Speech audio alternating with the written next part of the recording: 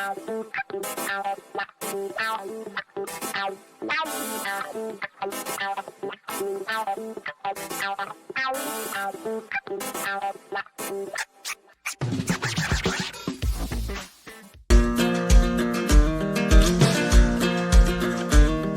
want to start out with, I mentioned this briefly yesterday, this plan to go after voting rights.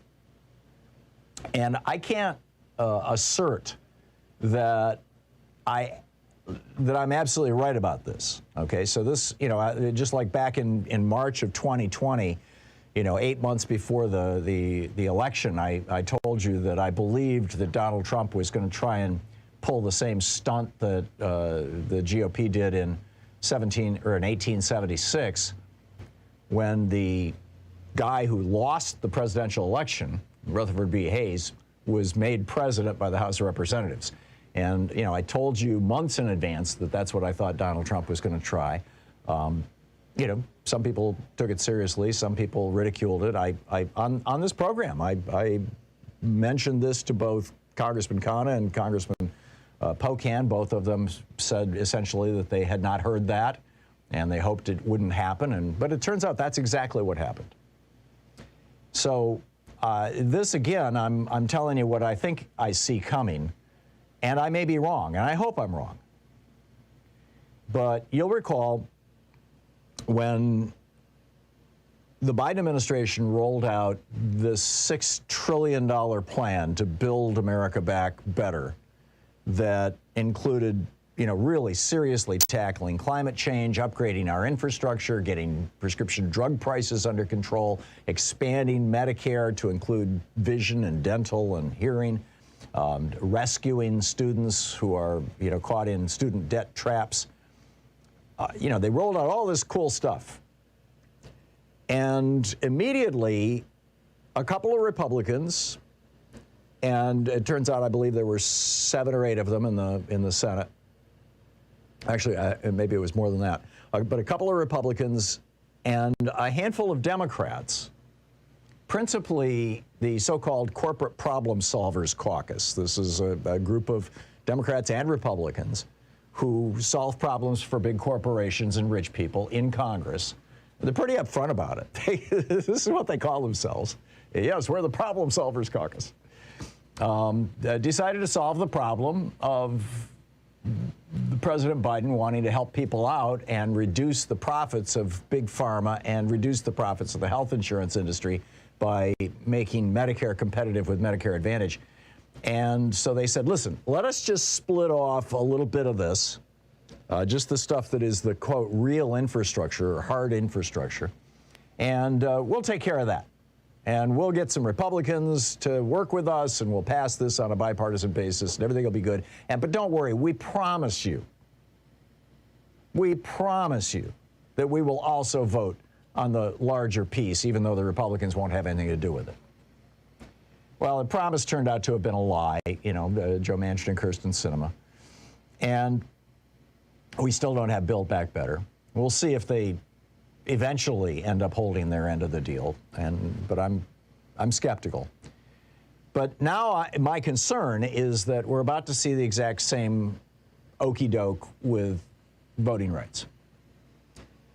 We've got 3 good, strong pieces of voting rights legislation. There's the For the People Act, also known as H.R. 1, which is the strongest of the 3. It's expansive. It's hated by Republicans and right-wing billionaires because it limits dark money.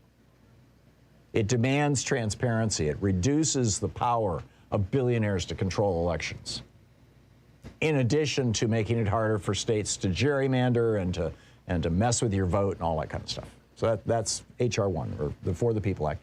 Then there's the John Lewis Voting Advancement Act, Voting Rights Advancement Act, which undoes the damage that the Supreme Court did to the original 1965 Voting Rights Act in the case where, the Supreme Court just basically came in and said, okay, we're going to gut the Voting Rights Act.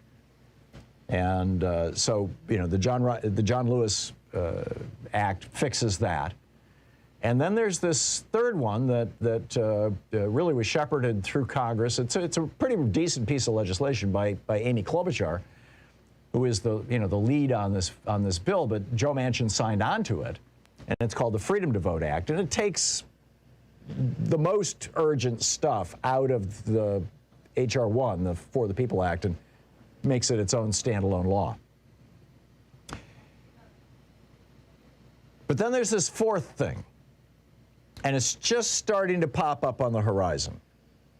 And that is, I began this whole rant by pointing out that back 2 years ago, I told you that, or about 3 months short of 2 years ago, I told you that I was hearing from Republicans in Washington, D.C., actually, and I believed that Donald Trump was going to try to pull off the 1876 stunt, have the guy who lost the election become president.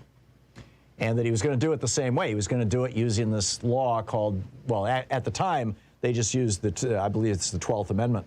But it was, shall we say, strengthened in 1787 by the Electoral Count Act. And the Electoral Count Act just makes it very, very clear that basically the vice president can, or relatively clear, that the vice president can blow up the election and the House of Representatives can hand the presidency to whoever they damn well please. And so now you've got Manchin and Sinema and a bunch of Republicans saying, that Electoral Count Act, let's fix that. And what I'm seeing coming is that they will do that on a bipartisan basis, and then they'll declare mission accomplished. And say, we fixed things. We don't need to change the filibuster for voting rights. And I am very concerned about this. It doesn't take a weatherman to know which way the wind blows, as Bob Dylan once said, and it's true. And so I'm suggesting that we all be calling our members of Congress at 202-224-3121 and letting them know that, the Electoral Count Act should be fixed, but it should be fixed along with, at the very least, passing the Freedom to Vote Act and the John Lewis Act.